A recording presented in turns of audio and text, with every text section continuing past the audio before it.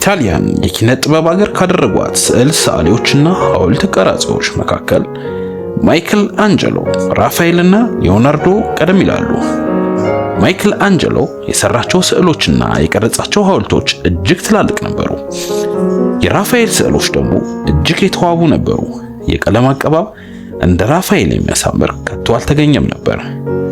ከማይክል አንጀሎና ከራፋኤል በኋላ አንድ ሌላ ስዕል ሳይ ተነሳ። እርሱም ሊዮናርዶ ዳቪንቺ ይባል ነበር። ሊዮናርዶ ዳቪንቺ በ1944 በቶስካኒ አውራጃ ቪንቺ በምትባል ከተማ ተወለደ። የተወለደበት መንደር በአንድ በምታምር ኮረብታ ላይ ነበር። አባቱ በፍሎራንስ ከተማ የታወቀ ጠበቃ ነበር። ልጁ ዲቃላ ስለነበር አባቱ ለአያቶቹ እንዲያሳድጉት ሰጣቸው። ጠንከር ካለ በኋላ ግን ወደ አባቱ ቤት ሄዶ ከሌሎች ወንድሞቹ ጋር በተድላና በደስታ አደገ። ሊዮናርዶ ለመማር የነበረው ፍላጎት በጣም ከፍ ያለ ነበረ። ያየውን ሁሉ መርምሮ ለመረዳት ይሞክር ነበር። በዘመኑ የነበረው ስዕል ሳይና ወርቅ አንጣሪ አንድሪያ ዴል ቤርኮ የሊዮናርዶ አስተማሪ ነበር። ሊዮናርዶ ገና በትምህርት ቤት ሳለ አስተማሪውም በስዕል ስራ በለጠው። የጌታችን የኢየሱስ ክርስቶስን ጥምቀት የሚያሳይ ስዕል ቤርኮ ይሰራ ነበር። ከመጨረሱ በፊት ሊዮናርዶን አንድ የተንበረከከ መልአክ በዚሁ ስዕል ውስጥ እንዲሰራ አዘዘው። ሊዮናርዶ ይህን መልአክ ሰርቶ ሲጨርስ ከአስተማሪው ስዕል በልጦ ተገኘ።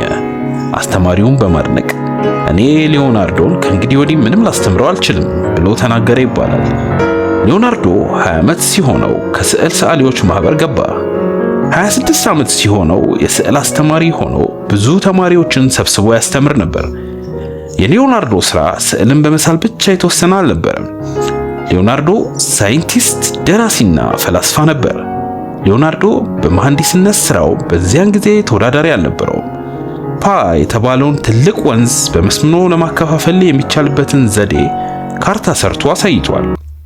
አያሌ መሳሪያዎችን አሻሽሎ ሰርቷል። ከአየር የከበደ ለመብረር የሚችል አውሮፕላን መሰል ቅርጽ ሰርቷል። በባዮሎጂም በኩል ልዩ ልዩ ነገሮችን ተመራምሯል። የሰውን አካላት ተንትኖ ተረድቶ ነበር። በፍልስፍናና በስነ ፍጥረት በኩል የጻፈውን ሁሉ እንደ ሚስጥር አድርጎ ደብቆት ነበር። ይህንንም ለማድረግ የቻለው ከቀኝ ወደ ግራ ለመጻፍ በመቻሉ ነው። ሊዮናርዶ ከቀኝ ወደ ግራ ሲጽፍ እኛ ከግራ ወደ ቀኝ ከምንጽፈው ይበልጥ አፍጥኖ ይጽፍ ነበር። ጽሕፈቱን እስከ ቅርብ ጊዜ ድረስ ማንም ሰው አላነበበውም። ሊዮናርዶ በሕይወቱ ሊፈጽማቸው ያቀዳቸው ስራዎች ከአንድ ሰው አቅም በላይ ነበሩ። ማንም እንደ ሊዮናርዶ ብዙ የሰራና ስሙ የገነነ የለም። ይህን ሁሉ ስራ ሲሰራ አንዳንድ ታላላቅ ስራዎችን ለዓለም አበርክቷል። ሊዮናርዶ የሰውን ስሜት በስዕል ለመግለጽ በብዙ ይጣጣር ነበር። ዓለም ያደነቃት የሊዮናርዶ ዳቪንቺ ስዕል ሞናሊዛ የምትባለው ናት። የዚህችን ሴት ፈገግታ ከቶ ማንም ስዕል ሳይ ሊያነሳው አልቻለም። የቀለሙ አቀባብና የስዕሉ አቀማመጥ እስከ አሁን ድረስ ታይቶ አይታወቅም። ሞናሊዛ የተባለው ስዕል በፓሪስ ከተማ ሉበር በተባለው ሙዚየም ውስጥ ይገኛል።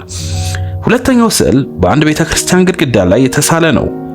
በዚህ ስዕል ጌታችን ኢየሱስ ክርስቶስ የጸሎተ ሐሙስ ዕለት ማታ ከሐዋርያት ጋር ይታያል። ጌታችን ከናንተ መካከል አንዱ አሳልፎ ይሰጠኛል ባለ ጊዜ እርስ በርሳቸው ሐዋርያት ሲነጋገሩ ይታያሉ። ይህ ስዕል እንደገና ታድሶ በዚያው ስፍራ ይገኛል። ሊዮናርዶ አመሉ ልስልስ የሆነ ሰው ነበር። ቀልድና ጨዋታ ያውቅ ነበር።